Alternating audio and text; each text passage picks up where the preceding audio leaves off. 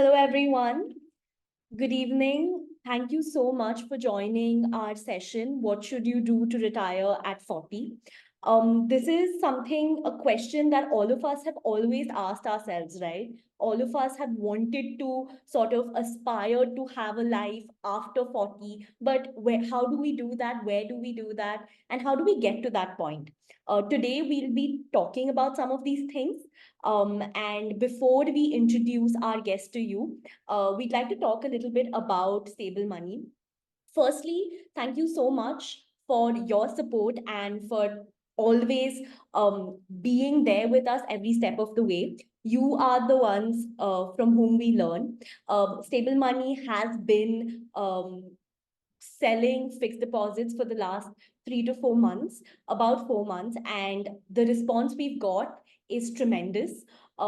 Today, we are India's largest fixed deposit platform, and it's because of our users. So, thank you so much. We will also be introducing newer products to the roadmap, and we will be talking about some of those things today. So, we hope you stay till the end because we do have an exciting announcement for you. And we hope that this session will be fruitful for you as well. I would now like to introduce to you our speaker without further ado. So Mr. Ravi Handa is the speaker for today. He is a financial podcaster, and he also had his own edtech company, which got acquired by an academy. He is one of the most sought after influencers and podcasters in today's times. And he's been very gracious to accept our invitation to be part of this session. He is also someone who has retired at the age of 39. So he will tell you a little bit about his journey and how he reached that stature. We hope you like the session, and we hope you find the session helpful. Also, this is an earnest request to all the members who have joined. You can put in your comments on the chat. We have a section where we will be asking questions to Mr. Ravi, and we will be choosing about 9 to 10 questions from the users themselves. We will be spotlighting them, and you can then ask your questions to Mr. Ravi yourself. So whatever questions that you might have, you can put it in the chat and we'll take it from there. And please do stay till the end of the session. We have something exciting in store for you. So thank you. Can we please spotlight Mr. Ravi Handa? Ravi.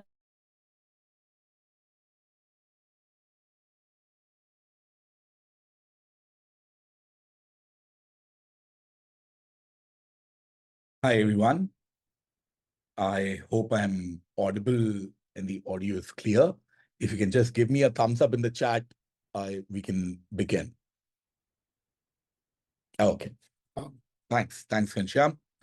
So, first of all, I'd like to thank Stable Money for inviting me for this particular session. This is a topic that is fairly close to my heart, and I have been conducting these sessions on YouTube and for a few other companies in the hope that I can, help people who maybe have the money, but don't have the confidence to retire early. So that's my main agenda, to help those out, and B, maybe perhaps help a few people retire 1 year or 2 year.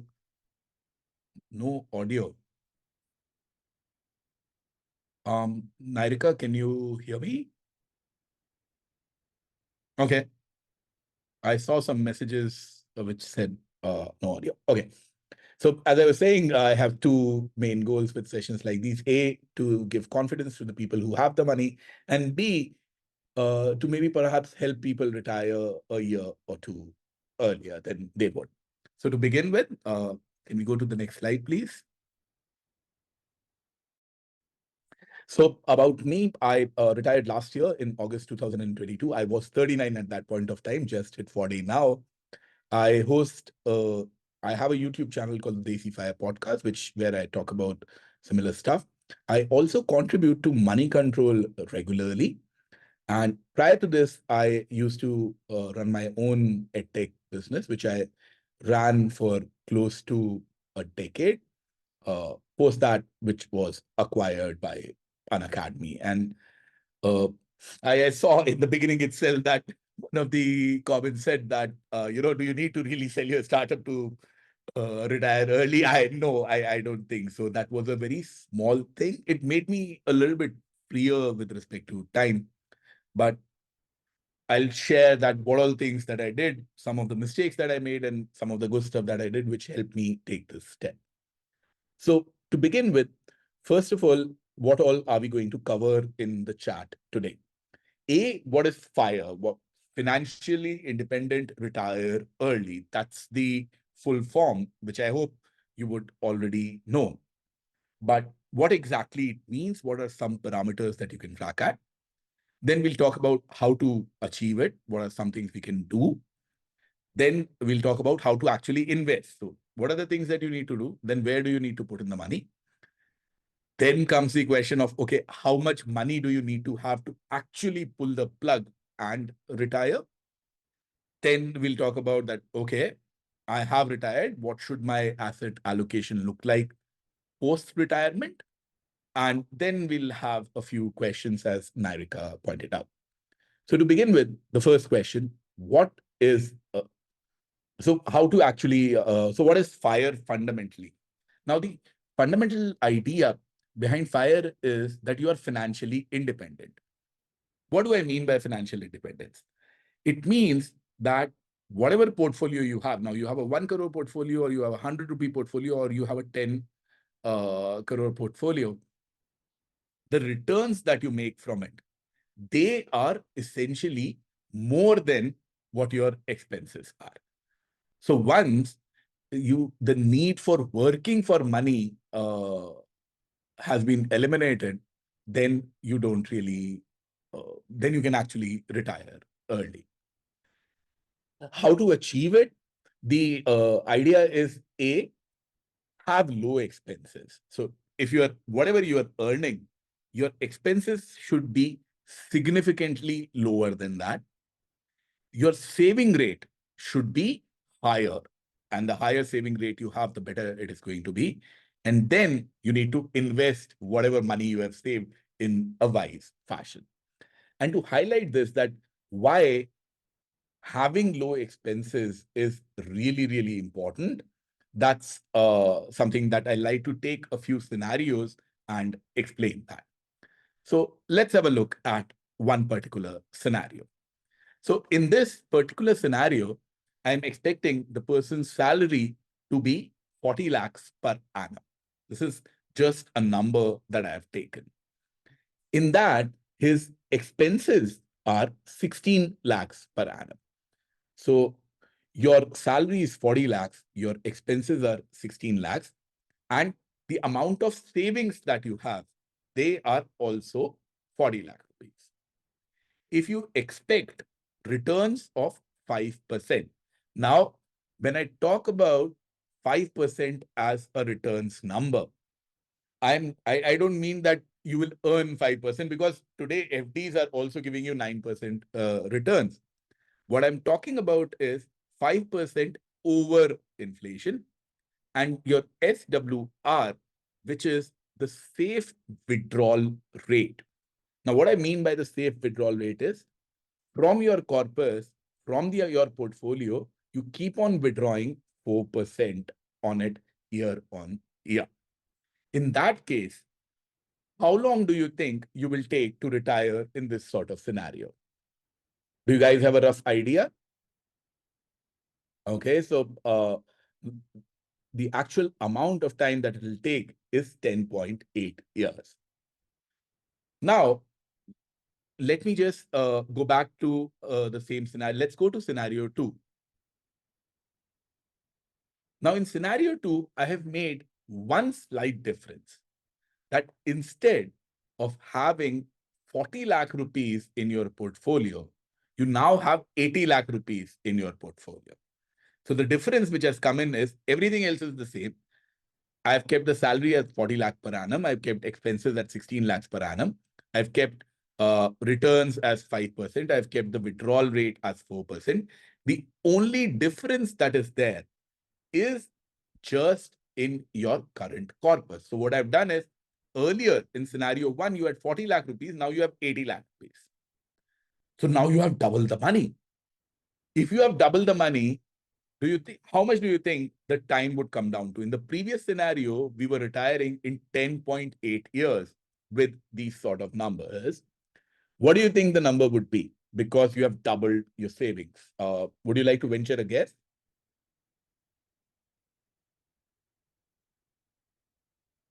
No, it does not make that much of a difference that it would come down to 6 years or 2 years. From 10.8 years, if we can have a look at the next slide, it comes down to 9.3 years. So instead of 10.8, now you are taking 9.3. So you have reduced 1.5 years. And by doing that, by doubling your corpus, by doubling, going from 40 lakhs to 80 lakhs, if you have much higher savings, you are able to reduce 1.5 years. But now I will like to make a slightly different change. Can we have a look at the next slide, please? In the next slide, what I've done is everything else is same. Salary is still 40 lakhs per annum. Current corpus is still 80 lakhs. Returns are 5% and SWR is 4%. Now, what do you think the number would be? The number in this particular case comes down drastically to 7.3 years. So as you can see that the fall is much sharper. So as someone pointed out on chat, it will be 7. Yes.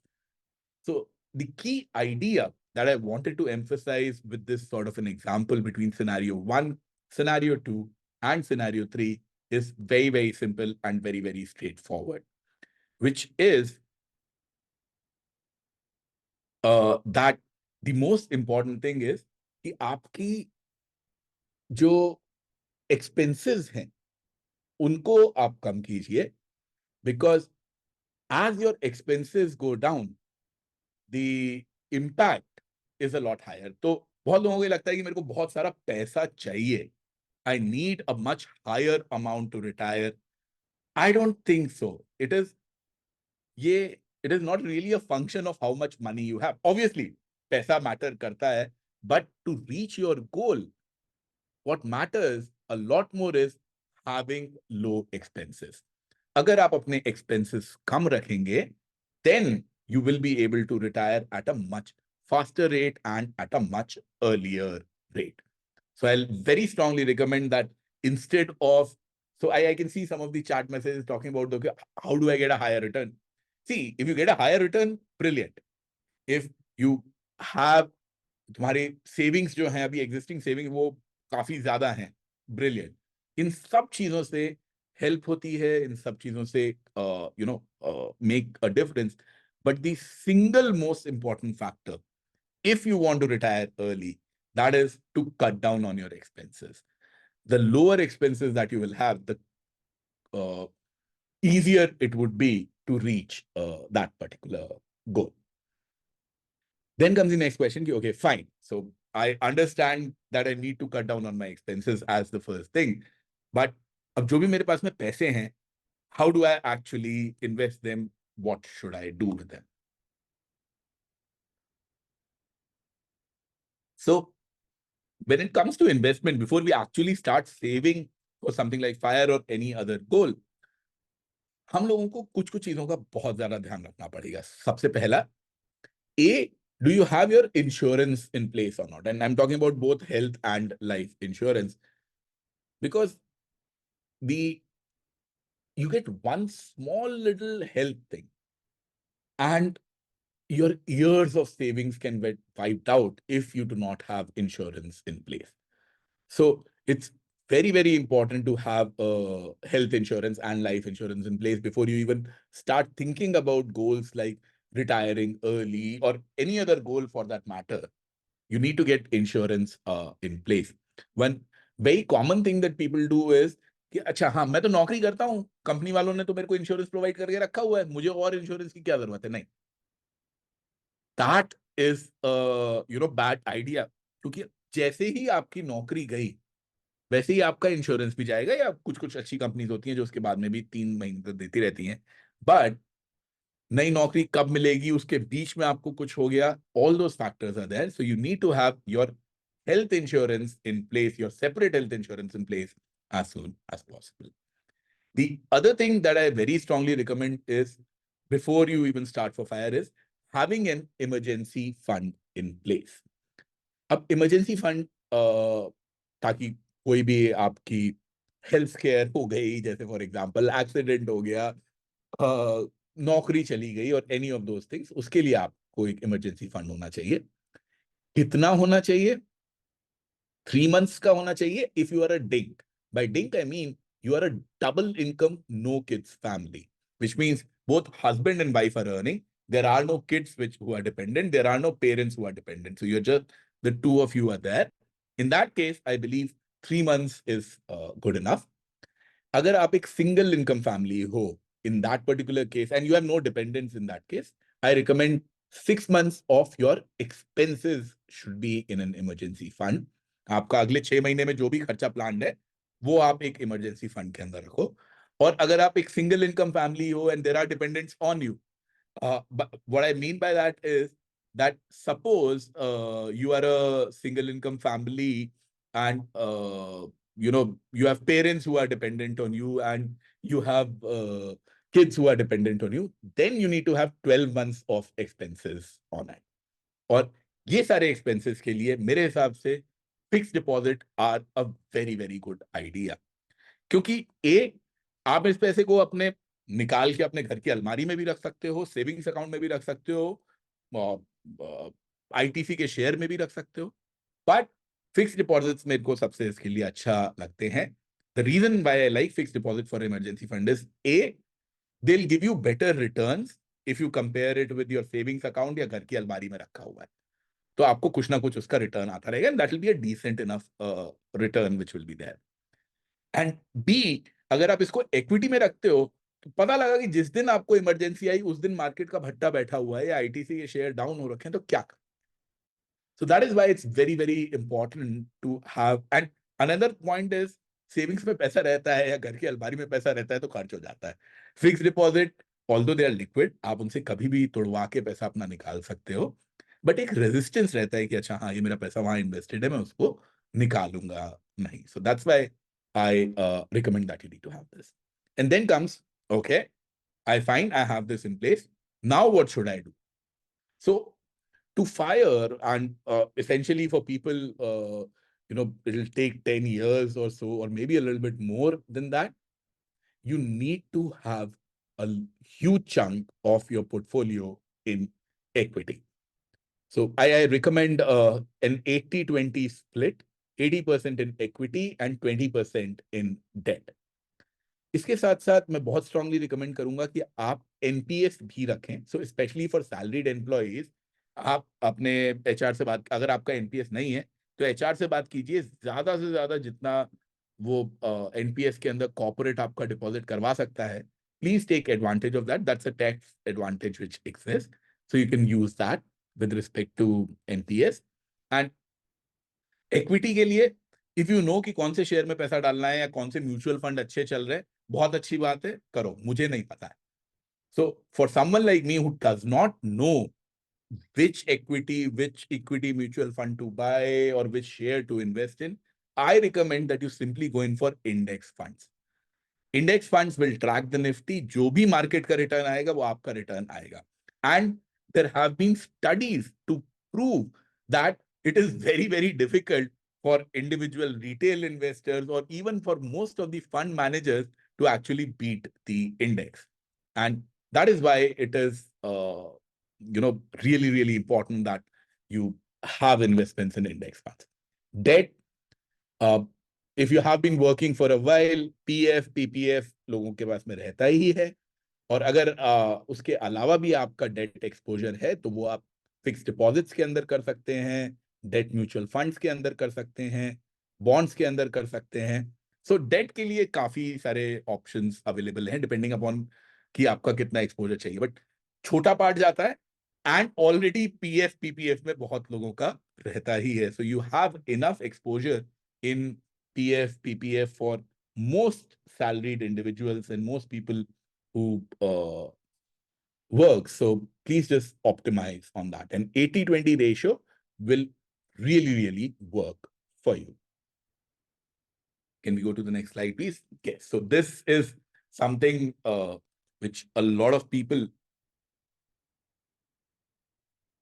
struggle with, that, okay, I agree that, I'll have an 80-20 exposure, but till how much? Okay, so how much money do I need? Do I need 1 crore to retire? Do I need 50 crores to retire? Do I need 50 lakh to retire? How do I figure out that number? So for this, I've assumed, I am a 40-year-old, so I've assumed the listener's age to be 40. And obviously, if the age differs, the number would differ. But for a 40-year-old, and this should give you a ballpark. Now, suppose you're 35 or 45, broadly, these numbers would work, which is at the age of 40, if your annual expenses are X. Now, how do you find? So one thing for annual expenses is, say, for example, typically your electricity bill is 3,000 rupees a month. Then what you do is you multiply that 3,000 rupees with 12. That comes to 30,000, 36,000 rupees, and you put that in your emergency, in your annual expenses bucket. You buy a car every 10 years. The car you want to buy costs 18 lakhs right now. Then you divide that by 10 and you take that 1.8. So all your expenses, you annualize those expenses and figure out, suppose you go to vacation once in 2 years and that vacation costs you 3 lakh rupees. So divide that 3 lakh by 2, get the figure as 1.5. That becomes a part of your annual expenses. By doing all of this, you get to your annual expenses number. Suppose that number comes out as X. Then you look at your long-term goals. Now, your long-term goal could be, I want to purchase a farmhouse. Your long-term goal could be, I want to go on a world tour. Your long-term goal. So I have a 3-year-old son. My long-term goal for him is that I should be able to afford his college education fee. Now, if you talk about college education today, it varies a lot. Medical degree in India can cost a lot more, and engineering costs a lot less from a top college. So we don't know what that amount would be, but think of a ballpark figure for something like that. In today's day, I have kept 50 lakh rupees for my son's college education. So for me, that Y number, the one-time expense number, is 50 lakhs. And that is how you calculate the total amount of money that someone needs to retire is 30x plus Y. So if your annual expenses are, suppose, 10 lakh rupees a year, and your long-term goals can be met with, let's say, 50 lakh rupees, the total amount of money that you will need is 13 to 10 lakhs, that is 3 crores, and 50 lakhs of one-time expenses. So the total money that you would need to retire, if you are a 40-year-old and your annual expenses are 10 lakh, it is going to be roughly 3.5 crores. Now, this is a ballpark figure just to give you some sort of an estimate. Then let us assume that you have that 3.5 crore rupees right now. Then how do you invest that 3.5 crore rupees to actually get the most of your money? आप उस पैसे को कैसे invest कर सकते हैं? So what I recommend is following a 3-bucket strategy for investing. उनको एक शॉर्ट टर्म बकेट रखिए, जिसको मैं कैश बकेट के नाम से भी बोलता हूं. There should be a medium term or an income bucket. And then there should be a long term or a growth bucket. तो आपके जो भी expenses हैं, suppose आपके expense 10 लाख रुपए हैं. I'm taking that just so that my calculations are easier. Suppose your expenses are 10 lakh rupees a year, then you need to keep 20 lakhs to 40 lakhs in the cash bucket. If your expenses are 10 lakhs a year, then you need to keep 4 to 6 years or 40 lakhs to 60 lakhs in a medium term or an income bucket. And everything else, तो आपने जो cash bucket में 20 to 40 lakhs डाला या medium term bucket में 40 to 60 lakhs डाला, उसके अलावा जो भी पैसा है, वो सारा का सारा आप अपनी लॉन्ग टर्म और ग्रोथ पॉकेट में डालिए। सो बेसिकली जो हम लोगों ने, से फॉर एग्जाम्पल मैं वो 3.5 करोड़ वाला एग्जाम्पल लेता हूं जिनको मैंने अभी सॉल्व किया था। तो 3.5 करोड़ में से 40 लाख के आसपास आपने कैश बकेट में डाला, 60 लाख के आसपास आपने इनकम बकेट में डाला, एंड बाकी का जो 2.5 करोड़ था वो आपने लॉन्ग टर्म या ग्रोथ बकेट के अंदर डाला। तो ये 3 पार्ट्स आपने बना लिए, 3 बकेट्स बना ली, 3 हिस्से बना लिए जहां पे कि आप ये इन्वेस्टमेंट कर सकते हैं। अब आ जाती है बात कि अच्छा हाँ ठीक है, मैंने 3 पार्ट्स तो बना लिए, but how do I actually, मतलब which instruments do I use to actually invest in that? So let's have a look at that. What goes in the short-term bucket? So short term और जो आपकी cash bucket है, ये वो पैसा है जो कि आपको अगले से 2 से 4 साल में काम में आने वाला है। इसको आप थोड़ा बहुत अपने सेविंग्स अकाउंट में रखिए, भाई रोज के खर्चे करने, यूपीआई करना है, कहां से करोगे? Fix deposits again play a very very important role in it, because आज जो आपको पैसा चाहिए वो तो आप सेविंग्स अकाउंट में रखो, 2 साल बाद या 2.5 साल बाद जो आपको पैसा चाहिए, क्योंकि आपने उसके अंदर 30-40 लाख रखा है, आपके साल के खर्चे तो 10 लाख ही हैं, वो आप फिक्स डिपॉजिट में डाल सकते हो। उसी पैसे को आप liquid, ultra short term fund, money market debt funds, बहुत सारे फंड्स होते हैं जिनके अंदर आप डाल सकते हो। Then we can go to the income bucket और द मीडियम टर्म बकेट। इसके अंदर आप लोग मीडियम टर्म और लॉन्ग टर्म के जो डेट फंड्स हैं उनको यूज कर सकते हो। There are balance and conservative hybrid funds which can be use, and there are high dividend वाले जो स्टॉक्स हैं जिनकी डिविडेंड यील्ड अच्छी है, उनको आप यूज कर सकते हो। आइडिया ये है, ये जो सारी चीजें हैं वो आपको थोड़े थोड़े पैसे जो है वो देती रहेंगी। They will not beat inflation by a huge margin, but मोटा मोटी जो आपका इन्फ्लेशन है, that inflation can be broadly handled by the medium term or the income bucket. And then comes finally your long term bucket. Uh, so there are some other instruments that you can use. REITs, real estate investment trusts, you can use. Sovereign gold bonds, you can use. Long term bonds, you can use. Or if once you get to 60 plus, there are multiple government schemes. Senior citizen savings scheme is a great scheme for people above 60, which can be used to maintain some sort of cash flows. And then for the long term thing, long term का पैसा आपका जो है वो stocks के अंदर रहना चाहिए। रियल एस्टेट के जो आपके इन्वेस्टमेंट्स हैं, दोज आर आपके लॉन्ग टर्म इन्वेस्टमेंट्स हैं। इक्विटी म्यूचुअल फंड्स हैं, those are some of your long term investments which can essentially be use. क्योंकि ये वाला जो आपका पैसा है, ये पैसा आपका इन्फ्लेशन को बीट करेगा। ये वाला जो पैसा है ये आपका कम से कम, आप अगले 10 साल में तो इसको काम में लेने वाले नहीं हो, क्योंकि आपकी शॉर्ट टर्म बकेट के अंदर 2 से 4 साल का पैसा है, मीडियम टर्म बकेट के अंदर आपका 4 से 6 साल का पैसा है। तो बहुत टाइम तक आपको इस पैसे को कंज्यूम नहीं करना पड़ेगा, क्योंकि वहां से पैसा आता रहेगा।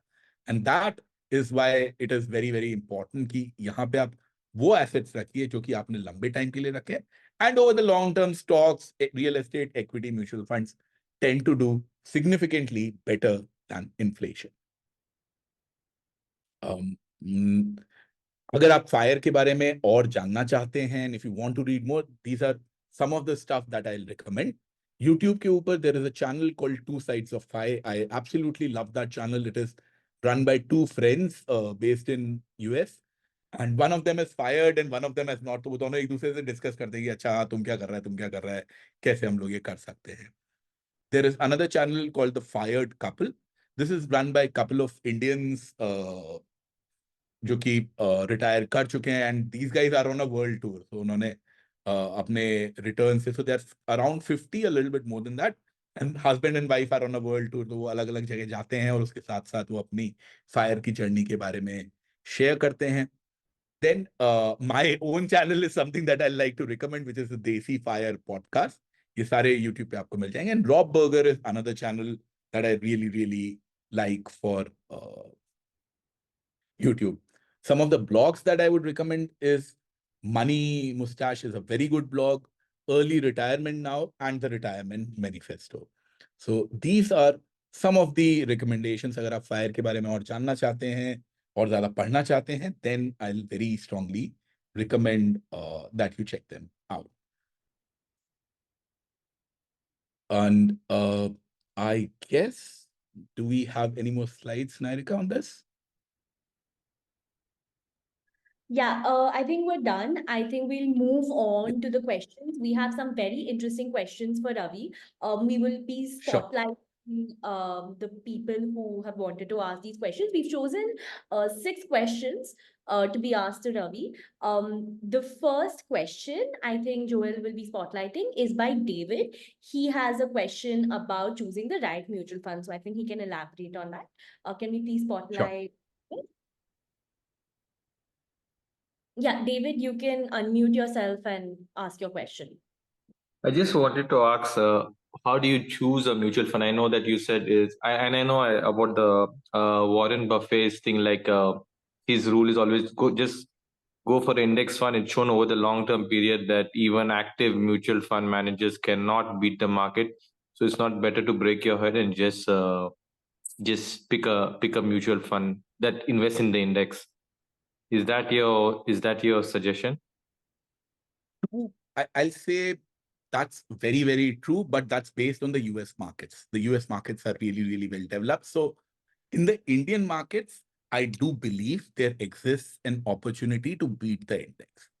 But I do not have enough faith in myself that I will be able to pick the right fund manager who will beat the index. Yes, there will be multiple funds, multiple smart guys who will beat the index. Now, I don't know whether David is going to beat the index or Narika is going to beat the index. So so there are two things that I can do. A, trust my own judgment. Don't take the headache and go the index fund way. Or B, there are multiple mutual fund distributors who are available, multiple financial advisors who are available.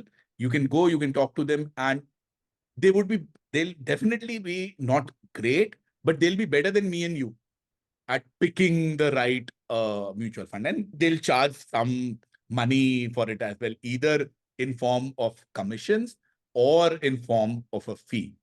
So if you believe that, if you believe your mutual fund advisor, please go to him and he'll be able to suggest which funds to buy. I don't have that confidence in myself. I don't have that confidence in anyone else also that, okay, David will be able to pick the right fund. So stick to index. Sometimes I repented that, okay, when I see my friends who are making index beating returns, but then I also sleep peacefully at night, which is a much higher priority for me. Thank you so much. I hope that answers your question. Thank you. Thank you.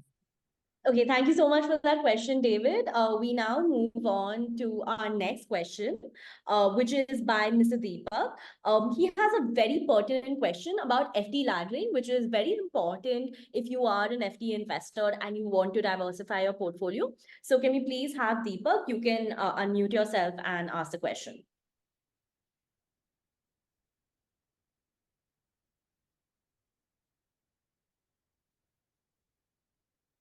Okay, I think Deepak has left the chat.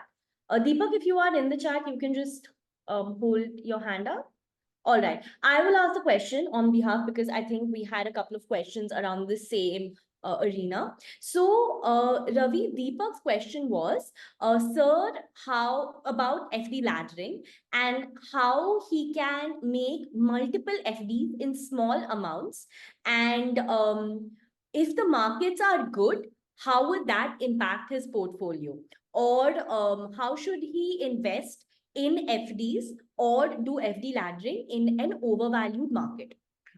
Okay. See, when it comes to FD laddering, unfortunately, it does not work over the long term because in India, you don't really have that many FDs which will last 20 years or 15 years or 30 years. There are very few options which are available. Yes, RBI comes out with 10-year, 15-year bonds and even 30-year bonds, but FDs, typically, I believe maybe 5 years or 7 years is the max that you would see. And in a period of 5 years, you cannot really create a ladder. So maybe you'll get, okay, a 1-year FD, a 3-year FD, and a 5-year FD. So you will be able to do it for a little bit, do that. But from a long-term perspective, I don't really think you can create such sort of a ladder with FDs right now. Should you have FDs in one particular bank or multiple small little FDs?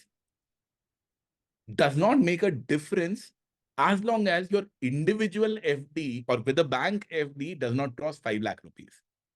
So if you have, 30 lakh rupees that you want to invest in FDs, go to at least 6 separate banks, because up to 5 lakh rupees is insured by the RBI in an FD, and you should break it down to that level.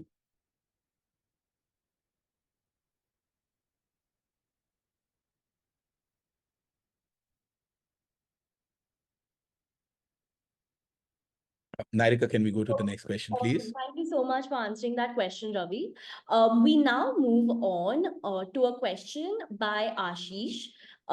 He has a question about NPS. So can we please spotlight Ashish? Yes, Ashish Bhargav. Ashish, are you on the call? Yeah, Ashish, you can unmute yourself and ask the question. Hi. Hi. Hi, Ashish.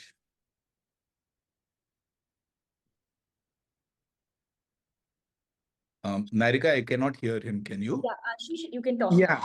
Now I'm unmuted. Yeah. Hi. Hi, Ravi. So my question is, I do have an NPS account that I started myself, and I read about NPS that if your company also contributes, you can, get a, a tax rebate on that too. So I tried asking at my company to my HR, and they said they don't have it. So I just want to know, how does that work? Because what I know about my company, it's a private limited company. So is there any kind of, like, certain corporates can only have that option for No, NPS? no. Okay. So, uh, A, as an individual, the tax rebate that you get is only up to 50K. 50,000 rupees a year is not going to make a significant difference to any of your plans. The main reason why I very strongly recommend NPS is because your company can do it for you. So suppose your salary is 100 rupees and company on your behalf deposits 10 rupees in NPS. Right. Instead of being taxed on 100 rupees, you will be taxed on 90 rupees. So that's the big benefit. Now, coming to the second part, that do you need to be a really big company or something like that? Not at all. The company that I used to run, we were at its peak, we had 15 employees. Most of the time, we had, I think, 10 or 11 employees. We gave that option to our employees, even with 10 people, just 10 employees, that do you want to have an NPS? Now, most of them were kids. I tried convincing the 20 to 23-year-old that was open an NPS. Much harder. So, but 3, 4 of them did opt for it. So it is not necessary that it needs to be a big company or anything. I think we had 5 people who had opted for NPS, and we got it done. So it is not that you need to be a big company. It is just that HR as a policy needs to have this in place, because it'll go out from your salary. So you don't need it to be a big company, a very small company. I'm telling you, we are a 10 people company. We could not get a PF in place because PF has that restriction that you need to have at least 20 employees. But NPS, even with 2 employees, any company can open an NPS account. All right. Okay. Thank you. Thank you so much, Ashish. We move on to the next question by Pratham. He has a very pertinent question about tax saving. So can we please spotlight Pratham? Pratham Gupta. I think he has a couple of questions, but Pratham, I think we could, Sure. for paucity of time, maybe we could stick to just one. Hello. Yeah. Hi, Pratham. Yeah, can we spotlight Pratham, please? Thank you. Hello.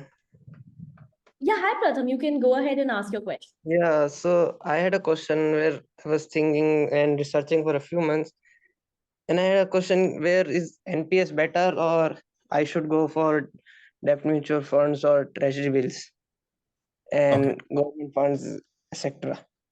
Okay. So see, fundamentally, NPS and debt funds are very different products, because NPS will also invest your money in equity. The main reason for investing in NPS is because you can invest in equity over the long term. So it is extremely unfair. NPS gives you the option to invest in debt also, but then it does not make that much sense. So if you're Yes. comparing NPS and debt, I don't think that's a fair enough comparison. They have very different ideas and very different goals. Now, when it comes to the idea of debt funds and investing in treasury bills or something like that, broadly the same. Now, the idea is in a debt fund, what you will do is, suppose I am the debt fund manager, you will give me the money. I will invest some money in T-bills. I will invest some money in corporate bonds. I will invest some money in a bond state by the Uttar Pradesh state government. I'll do the diversification for you. Because of that, I will be able to make slightly better returns than what I would get on a GSEC or a T-bill, so to say. So debt funds will have a slightly higher or a slightly better return. But with this slightly higher or a slightly better return, they will also have a slightly higher risk as well. So whether to go in for debt funds or T-bills, you want a slightly higher risk for a slightly higher return, go in for debt funds. If you don't want that, you can go for T-bills. And if you don't want such sort of risk, there are always FDs in place with banks that you know of, with very simply, you can just get the FDs instead of all of this. Unless there are tax implications in place which make debt funds a better choice in a lot of cases. But that's the tax angle. Purely from a return, risk versus return perspective, you need to analyze. You want slightly higher risk, go in for debt funds. All right, thank you so much. Thank you, Pratham, for asking that question. We will now move on to a question by Raj. He has a question about inflation. So can we please put the spotlight on Raj? Raj, you can unmute yourself and ask the question. You will have to switch on your video, otherwise we won't be able to spotlight you, Raj. Just a heads up.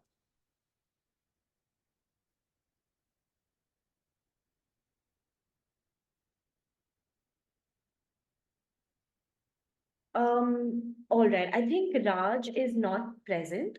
So I will ask the question on behalf of him. So he says that people are struggling to beat inflation. How can you get 5% more than inflation? So I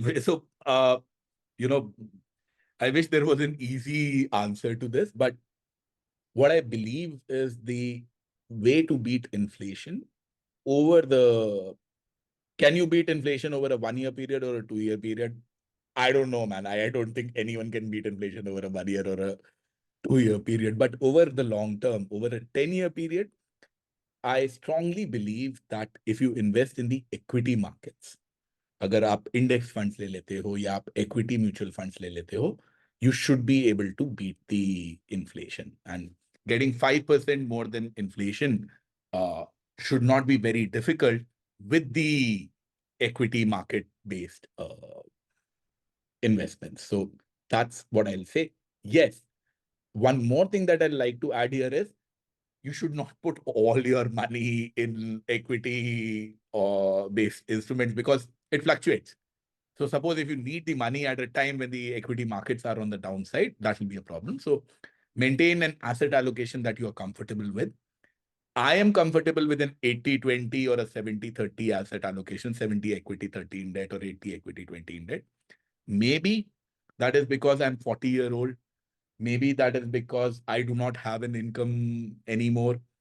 But let's say if you are a very, very high earner and you have very little expenses, maybe you can do a 90-10. On the other hand, let's say if you are 65 years old, have a bigger corpus, maybe you can have that 40% in equity and 60% in debt. So you'll have to figure out what that number is for you. But the only way to get that 5% over inflation over the long term is by investing in the equity markets. All right, thank you so much, Ravi. We now move on to our last question, but we will be taking in one or two more questions. So if anyone has any other questions in the audience, you can put up your hands. We will be taking the question from Mr. R.B. Mukherjee. Yes, sir, we'll be taking your questions after this question. If anyone else has any other questions, please feel free to maybe put it on the chat. What we'll do is we'll collate all these questions and we could definitely give it to Ravi. We can work with him and we can send you the answers on email or on WhatsApp. So all your questions will be answered.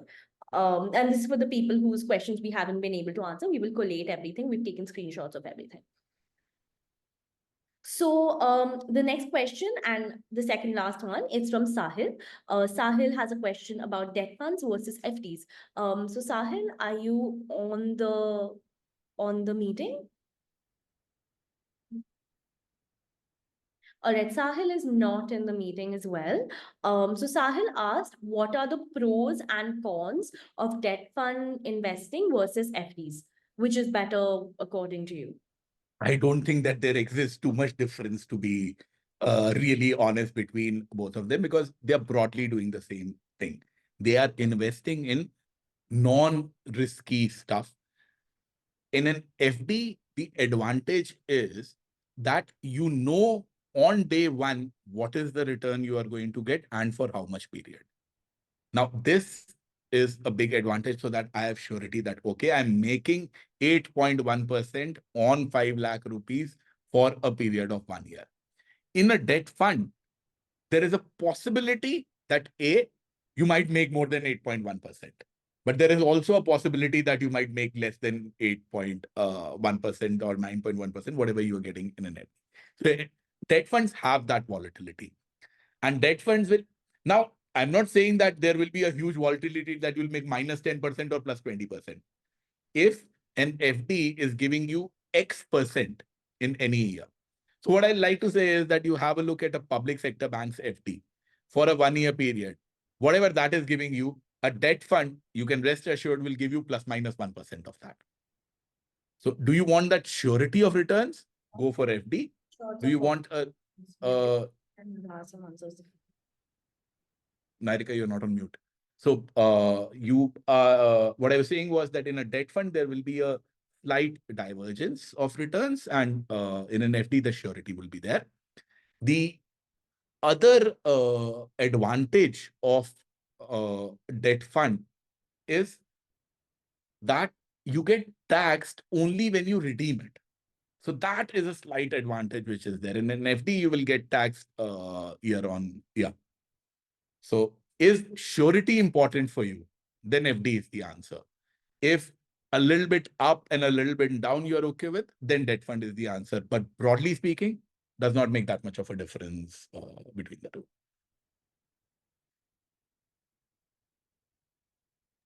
Thank you so much, Ravi. I think we'll take in one more question from Mr. R.B. Mukherjee, after which we have an exciting announcement for all of you.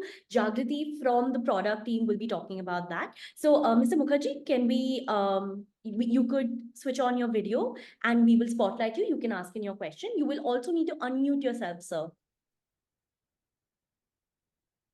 Sir, can you unmute yourself? It's the button on the left-hand side. It is an audio speaker. You just need to click on it. So you can write your question on the chat and we can ask sir to answer it for you. All right. Seeing that we've answered most of the questions, and there is a porosity of time, I think we'll just, okay, I think we have one more question. Mr. Khansha, would you like to ask your question? You've raised your hand. Mr. Khansha, you will need to unmute yourself, sir. Okay, so Hello. yeah, you can go ahead and ask your question. Please ask, yeah. Hello. Yes, sir. Hi, Ravi. you can ask your question, sir. Yeah. We have spotlight. Hello, sir. Hi, Ghanshyam. Ravi, Please tell me. I have one question regarding MTS. Yes, sir. अभी जैसे मैं mutual fund में investment कर रहा हूँ, मेरा mutual fund में 50,000 है, अगर मैं 50,000 को सारा का सारा एनपीएस में कर देता हूँ, it is better option for me या नॉट गुड? सर, डिपेंड करता है कि आपको उस पैसे की कब जरूरत है, तो और टैक्सेशन का क्या है। अगर आप 50,000 रुपया साल का एनपीएस में डालते हैं तो आपकी जो टैक्सेबल इनकम है उससे 50,000 कम हो जाता है। नाउ सपोज आपकी एनुअल इनकम 20 लाख रुपए है, तो आप उसको 19.5 लाख पे ले आएंगे, तो 50,000 पे 33% 15-16 हजार रुपया तो डे वन पे भारत सरकार आपसे ले गई। अगर आपको म्यूचुअल फंड में डालना है तो आप पोस्ट टैक्स पैसा डालते हैं। एनपीएस में आप 50,000 डालोगे तो उसके ऊपर स्टार्टिंग के 50,000 के ऊपर आपको टैक्स देना पड़ेगा, इसलिए एनपीएस बेटर है। बट एनपीएस का प्रॉब्लम ये है कि आपने पैसा जो डाला वो आपको मिलेगा जब आप 60 के होगे, उसके पहले आप रिडीम नहीं कर सकते। म्यूचुअल फंड का तो आप आज डालो परसों निकाल लो। तो ये दो चीजें हैं, एक तो टैक्सेशन आपके लिए कितना बड़ा मुद्दा है। अगर आपकी इनका आप 30% के टैक्स ब्रैकेट में नहीं आते हैं तो आपको एनपीएस से उतना कोई फायदा नहीं हो रहा है। दूसरा, लिक्विडिटी कितनी आपके लिए जरूरी है। आपका ये है कि नहीं यार ये 50,000 मेरे को नहीं लगेगा जब तक मैं 60 साल का होऊंगा, तो एनपीएस आपके लिए बहुत बढ़िया है। अगर आपकी अभी इनकम जो है वो 15 लाख से ज्यादा है, आप 30% वाले ब्रैकेट में आते हैं, तो भी एनपीएस आपके लिए बहुत बढ़िया है, क्योंकि आपका टैक्स की उसमें बचत हो जा रही है। So it depends on these factors. और जहां तक बात है रिटर्न्स की, तो रिटर्न्स तो अगर इक्विटी मार्केट अच्छा चल रहा है तो म्यूचुअल फंड भी बढ़िया रिटर्न देगा, एनपीएस भी बढ़िया रिटर्न देगा। अगर आपका मार्केट खराब चल रहा है तो म्यूचुअल फंड्स के, इक्विटी म्यूचुअल फंड के अंदर भी रिटर्न खराब आएंगे और एनपीएस के अंदर भी रिटर्न खराब आएंगे। क्योंकि at the end of the day घूम फिर के ये सारे लोग करते क्या है, सारे लोग घूम फिर के पैसा तो वही HDFC bank, Kotak bank, Reliance, उन्हीं सब कंपनी के शेयर्स में लगा रहे हैं। तो रिटर्न्स तो मोटा मोटी अब वो किसने सही शेयर पकड़े या नहीं पकड़े उस पर रहेगा, और वो ब्रॉडली सेम ही रहते हैं। इंडिया की जो ग्रोथ स्टोरी है वो तो रहेगी ही रहेगी, कम से कम अगले 10 साल तक तो विजिबिलिटी है कि इंडिया की ग्रोथ स्टोरी रहेगी। तो एनपीएस के भी रिटर्न्स अच्छे रहेंगे, म्यूचुअल फंड के भी रिटर्न अच्छे रहेंगे। तो डिसीजन जो है वो आपका रिटर्न्स के बेसिस पे नहीं होना चाहिए, टैक्सेशन के बेसिस पे होना चाहिए, और पैसे की लिक्विडिटी जरूरत कब है आपको उसके बेसिस पे होना चाहिए। तो इन दो बेसिस पे आपको डिसीजन लेना चाहिए एनपीएस वर्सेस इंडेक्स फंड्स या म्यूचुअल फंड्स में।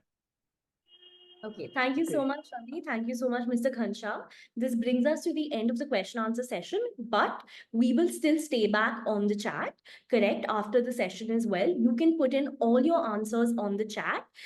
And if anyone wants to talk to Mr. Ravi or any of us, we are here in the chat because we've got an overwhelming bunch of questions. We see that, so it's fine. We will not end the session. We will move on to the last part of this session before we thank Ravi for this beautiful and very, very informative session about fire. So we have a new product in our pipeline, and Jagrati, who is from the product team of Stable Money, would be talking about it. And it's just for 2 minutes. I think this would interest all of you. So can we please have Jagrati spotlight her? Yeah, thanks, Nairika. And thank you, Ravi, for this informative session. I hope everybody enjoyed this session. But yeah, quickly before we end, and this is something that we'll talk about in depth on our upcoming podcast also in January. But yeah, as Stable Money, as a company, we have always wanted to introduce products, whether those are more informative, more lucrative FDs, or other products that will help you in your long-term financial journey.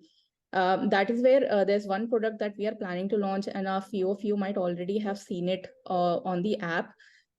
Is essentially a loan product. It is called Instant Cash. It is going to be a loan against mutual fund product. Now, the reason that we are doing that is because we believe that a mutual fund, especially, they are very important, and almost everybody has those as a product in their long term financial portfolio. But yes, sudden expenses can lead to people redeeming mutual funds and sort of breaking their long term financial journey. And that is where we wanted to introduce these products which can help our stable money investors deal with their short term expenses, and unki long term financial goal will not be impacted. So yeah, that is where through this I just wanted to introduce Instant Cash, जो हमारा product आ रहा है. And a very good introductory rate that we'll be launching with is actually 10.5%, जो कि आज के time पे जितने भी पर्सनल लोन एग्जिस्ट करते हैं मार्केट में उससे काफी ज्यादा बेटर है. So Instant Cash will be available completely digital through the Stable Money application. There is no document required. Literally, there is nothing that you need. The only eligibility criteria that is there is that you should have mutual funds in your portfolio. So essentially in instant cash आप अपने mutual funds lien कर सकते हैं. You can pledge your mutual funds completely on the stable money platform, and we will accept around 6,000 plus mutual funds on the platform. And उन mutual funds के ऊपर you can take out cash which will be credited to your bank within 12, like max to max within 2 hours. So it's going to be an exciting product which all of us could benefit from. Another good part about this product is going to be that there's no CIBIL requirement for this product. So we will definitely not be pulling this, and there will be no impact of this. Yeah, completely digital process. It's an instant cash product. It's you just need mutual funds to get started. And a great part of this is that while you are pledging your mutual funds to take out this loan, there is going to be no impact on your mutual fund. आपके mutual fund जो भी market rate पे grow कर रहे हैं वैसे grow करते रहेंगे. आप still उन mutual fund के owner रहेंगे. जैसे ही आप अपना लोन चुका देंगे, as soon as आपका लोन paid out हो जाएगा, तो आपके mutual funds जो हैं वो lient हो जाएंगे, and you can then you can then buy and sell, like you can then sell it as per your need. But yeah, we will be speaking in depth about instant cash loan against mutual fund ka product in our next podcast. In the meantime, please go ahead, register on our waitlist on the application. You can find it in the profile section, and also specifically for golden ticket page pay, you can find instant cash loan against mutual fund. Yeah. So yeah, really excited to bring this forward to our stable money investors, and because this session was for golden ticket users, our golden ticket users will be the first to get the access of this product. So yeah, we are going ahead towards the end of December, so really excited about that. That is from my side. We'll be speaking more about how can you avail it, if there's any how exactly will the entire process happen. We'll be doing a quick walkthrough of how you can apply for this loan on our product, and all of that and more coming on the next podcast. Cool. Over to you, Nairika.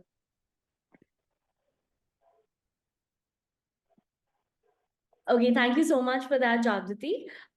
We now would like to sincerely thank Ravi for graciously accepting our invitation, taking time out from his schedule to build a beautiful PPT for us and present this for us.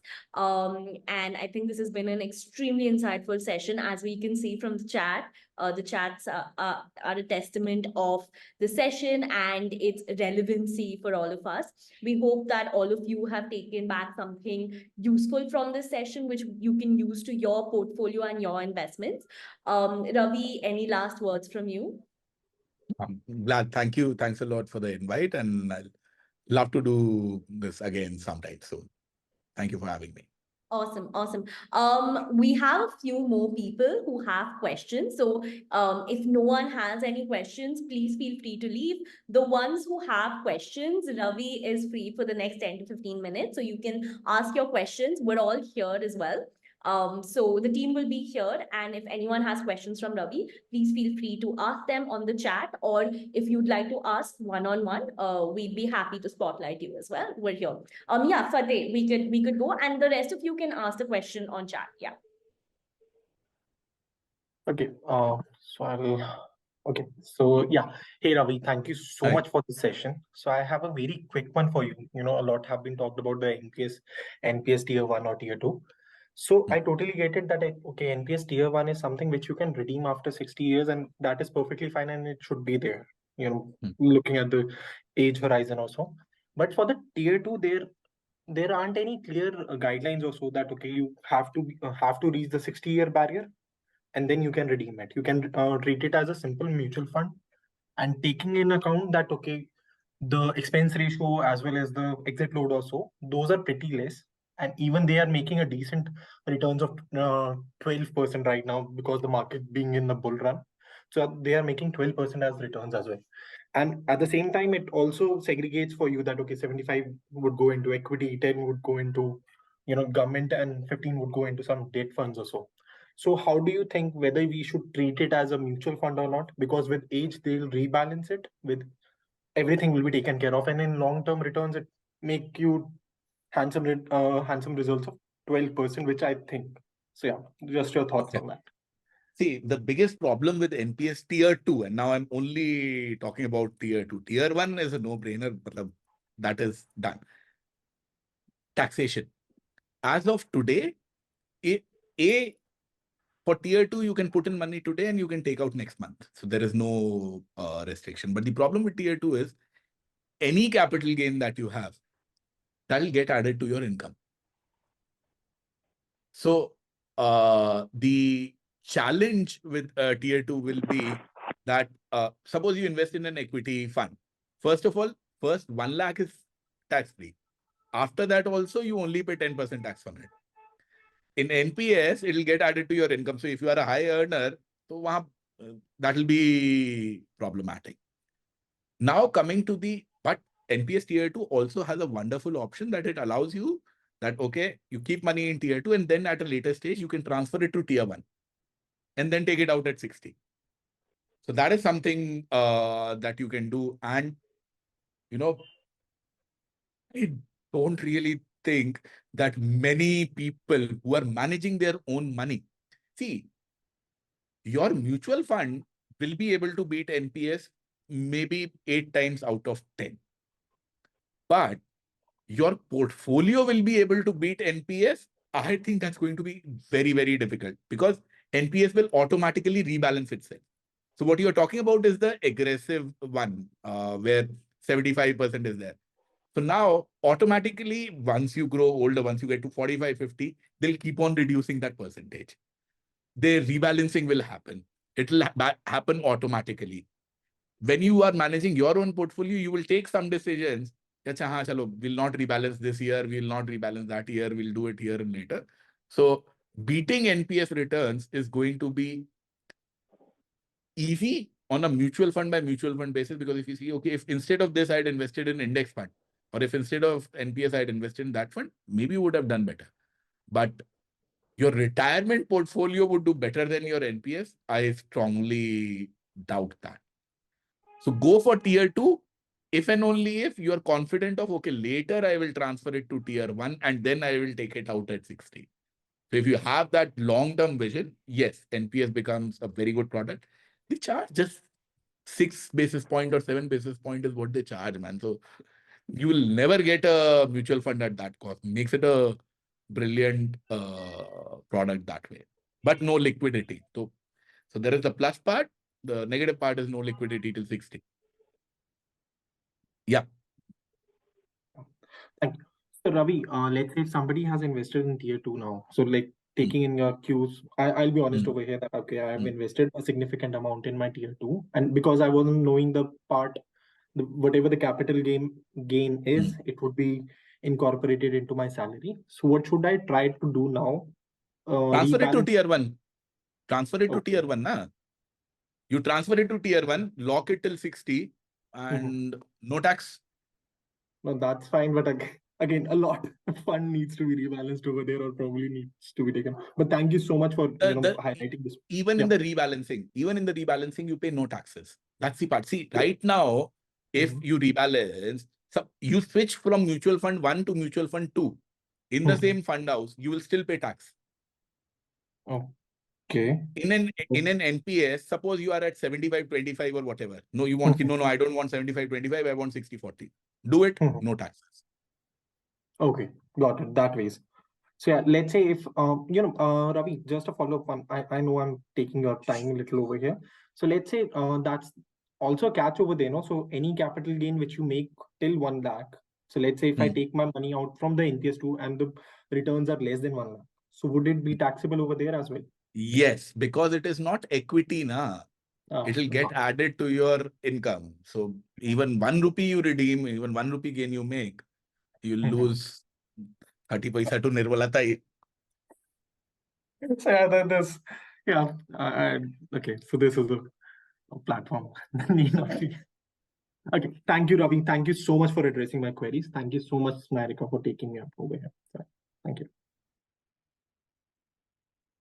Thank you so much, Fateh. I think very pertinent questions. I think we'll take one more question. Sanket, we could have your question? Sanket, hi. Hi, Hi, you hi. go ahead. Thank you. Yeah, so I am in my late 20s. I'm very new to investing. I couldn't understand many of the technical terms which are being used, which is all right. I just wanted to understand. Hello, can you hear me? Yes, I can. Yeah. So I just wanted to understand what are some pieces of advice that you would give to people who are entering their 30s or late 20s, some mistakes that they shouldn't make when they're investing, or just if they are wanting to retire early. That's it. Okay. Uh, See, first and foremost, the biggest mistake that I've seen people make, and frankly speaking, I'm slightly ashamed to admit it as well, that I have made it as well. I thought that I was very smart, that, you know, I can do stuff with money that people with 20 years of experience and 10,000 crores cannot do it, but I can do it. So I had that confidence in myself, which in every bull run people get. So I started saving in 2005, 2006, started investing in 2006, and that was a great period for the Indian equity markets. But by 2008 end, I realized that, okay, I don't have that talent. So overestimating yourself is biggest mistake that I have made, and I've seen a lot of people make. And as to what should you do, I would very strongly recommend that you dedicate some amount of time and energy in becoming financially aware. Yes, these podcasts and these webinars and these sessions help, but nothing can help you as much as a book. So I'll suggest that you read this particular book by Monica Hullen, which is called Let's Talk Money. And you read it 1 hour a week. It is not something that you read every day. You read 1 hour a week. Let's Talk Money. You'll be done with it in 6-7 weeks or so. Then you pick up a book called Money Wise by Deepak Shinoy. Again, 1 hour a week. So you do this for a period of 4-5 months. And if you actually learn from it, you implement stuff that is in it, that'll take care of 90% of your financial decisions and everything that you might need. So couple of books work a lot better than 20 YouTube videos or something like that. So just these two books, I believe these two are very good books. And there are plenty of other books also that exist that I might not have read, but these two are my personal favorites. So spend some time with those.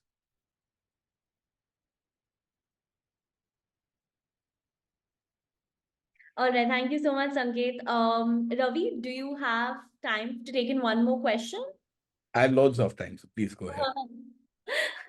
Okay, awesome. Imran, yeah, I think we'll spotlight. Hi, Imran. Imran and I know each other from before. We've done a couple of customer calls. Imran, please ask him your question. Hi guys, can you hear me? Imran, just 1 second. I'm answering someone in chat.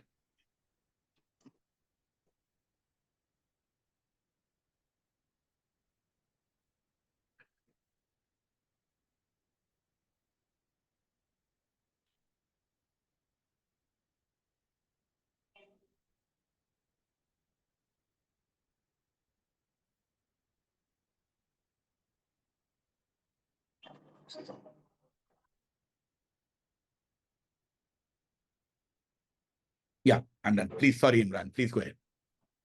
Hi, can you guys hear me? Yes, I can. Okay. So the question stems a bit from common wisdom that we don't put all of our eggs in one basket. So given that India is going through a great bull run and the equity being associated with the equity is good, but considering we can't also be great at reading diplomatic cues of what's going on in the world, do you have like a general set of guidelines on how or what to follow if you want to geographically diversify, let's say in a different market?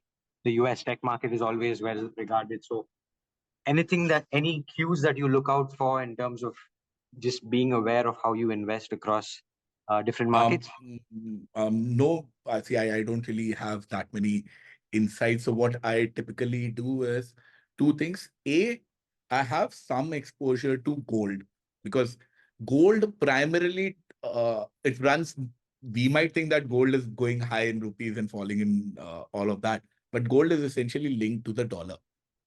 So by investing in gold, you are actually investing in the dollar as well, because most of the gold gets traded globally in dollars. So that's one. Now, coming to equity, yes, so there are mutual funds, which are international mutual funds, which are available. So there is Invesco, I believe, has a NASDAQ fund. Then HDFC has a global world indexes fund, something like that. It's called, I forgot the exact name, which will invest not only in the US, but will invest in index of US, Europe, and other developed economies and stuff like that. So you can have, and you should, sorry, not can, you can, so everyone can have, I believe you should have some exposure to those. Now, then comes the question that, okay, I have 100 rupees in equity. Out of that 100 rupees, should I have 20 in India and 80 in US, or 30 in India and 17 US, or 80 in India and 20 in the US? I don't have a good answer to that question. What I do know is that you should not have 5% in one of them, because then it will not make sense. If you have 95 in India and 5 in the US, that's pretty much useless. Very similarly, if you have 95 in US and 5 in India, that's also pretty much useless. Because if you have to diversify from a geographical point of view, it needs to be a decent enough portion. So I would put that number at least 20%. So if you're looking at international funds, maybe 20% of your equity, not your total, of your equity could be in international indexes. But please talk to someone who knows more about it than I do. I'm just talking based upon what I've read randomly, and I don't know enough about it. Cheers, guys. Thank you so much. And congrats on putting up a really engaging session, both Ravi and Rika. Thanks a lot. Thank you.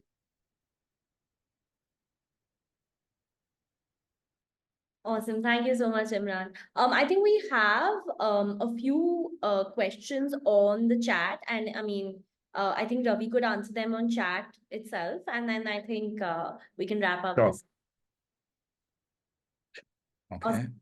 Okay, Ravi, you can just answer them on chat. If you want to speak about them on the session, you can do that as well. I think. I think it will be easier if you can just tell me whose Sure. names I should be looking at. Yeah. So I can just read out the questions for you. So Prajwal says, Okay. I read on Reddit that putting monthly salary or monthly expense in FD is bad. Creating multiple FDs regularly, is that the right way to go? It's problematic. It's too much effort, in my opinion. Now, see, apps like Stable Money are there where you can actually do this and have everything in the same place. So it has become easier to do this.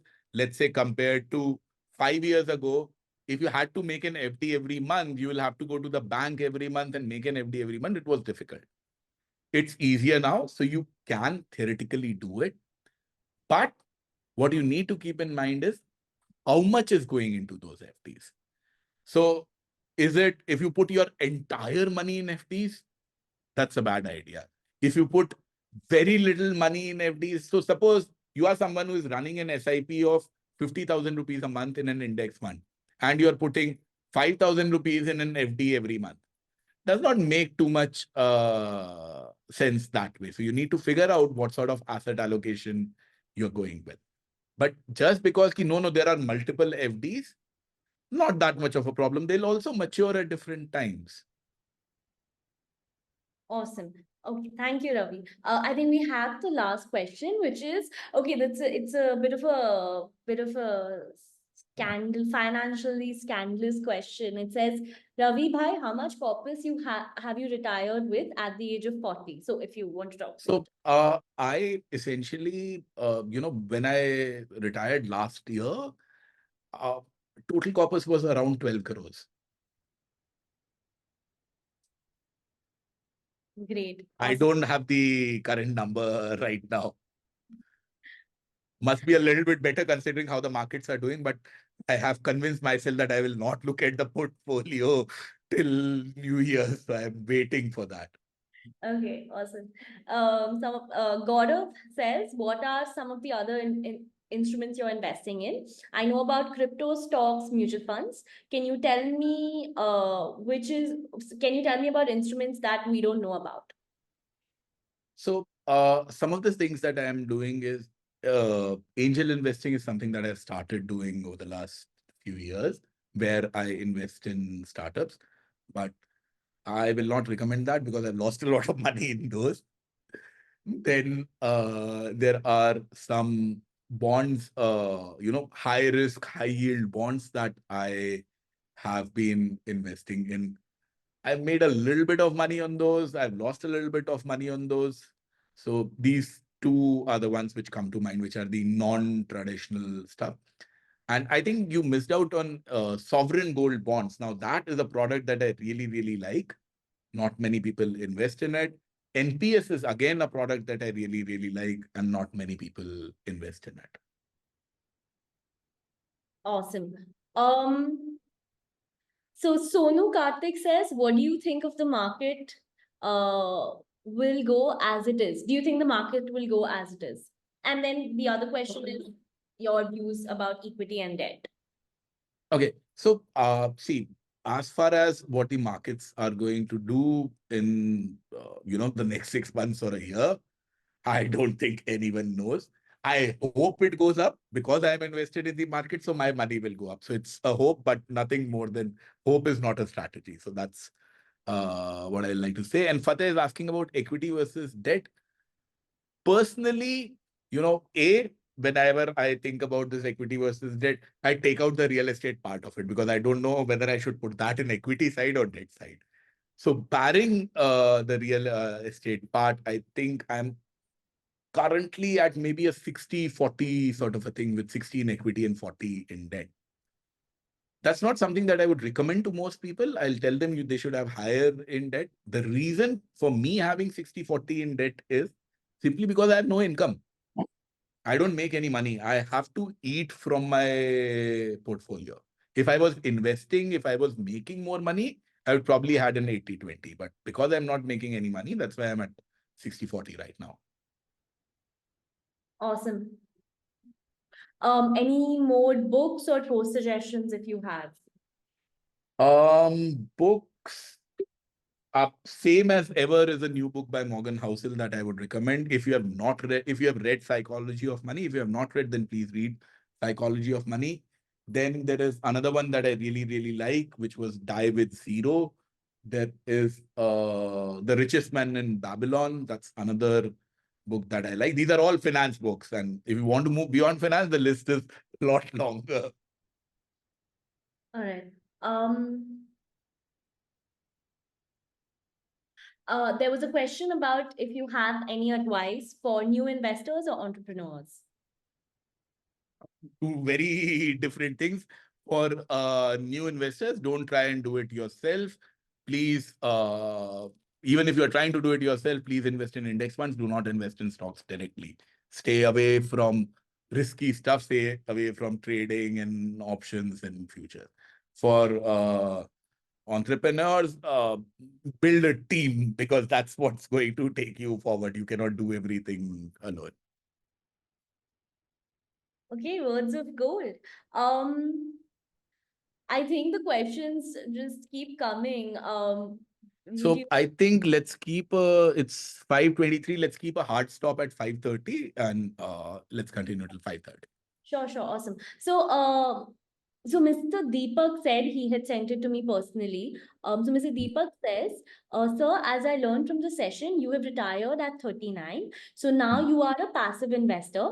Instead of working for an organization, how does it feel now? Your life before and after retirement? Yeah. So see, it has its good parts, no doubt about it, because I have the freedom to do whatever I want with my time. And especially I have a 3-year-old kid, so that's makes a lot of difference. The kid takes up a lot of my time as well. So that's the good part. The bad part about it is that because you are not making money, your value in society goes down. Say, for example, whenever I'm interacting with other professionals, uh, so I was in a very high-paying job. My last known salary was significant. I was a director in a big company. So whenever I was speaking to someone, and they would go check out my LinkedIn, okay, so this guy is a director in this particular company, or he's at a senior position. They treated you with a lot of respect. Now what happens is, whenever I'm talking to people, I don't feel that they treat me the same way. They don't respect me the same way because I can't do anything for them. So it hurts your ego to a great extent that the same people who would have, sent you 3 emails for your time or for a call, those very same people will not treat you well because you are no longer associated with the job, or you cannot do anything for them. And I don't blame them. That's how the world works. Their time is valuable. So my time is not valuable because I have a lot of it. So that's a huge difference which exists now. Okay. We'll move on. I think this would probably be the last one. After acquiring salary, paying loan EMIs, other expenses, and investing, what would be the best instrument in making good use for the rest of the amount? The person invests in mutual funds. Would creating new FDs with this amount be a good idea? Any particular thing to keep in mind while investing in FDs? So, yes. So, FDs will give you pretty good returns. At least right now, I don't think I have seen such good returns in FDs in the last 5 years. Maybe even more. I don't have the data, but these are phenomenal returns which FDs are providing right now. So, should you invest more in them, have exposure in them? Yes. Things to keep in mind. Please invest in the FDs which are backed by RBI, insured by RBI. I think it's any bank's FD which is, if it's a commercial bank or a scheduled bank, its FD is insured up to 5 lakh rupees. So that's what I would recommend, that if you have 10 lakh rupees to invest, or if you have 20 lakh rupees to invest, don't do it in the same bank's FDs. Just split it across 3 or 4 banks. And never make a financial decision based upon what is giving you what returns at what point of time. Look at your asset allocation. So don't do it in FDs because I have surplus money, let me put it in FDs. Or I have surplus money, let me put it in mutual funds. Look at your overall portfolio. If you believe you have more equity than you can handle, put it in FDs. If you believe you have less equity, then put it in the equity markets. Don't think that, markets are at 21,000 or whatever number. Focus on asset allocation. That would work a lot better.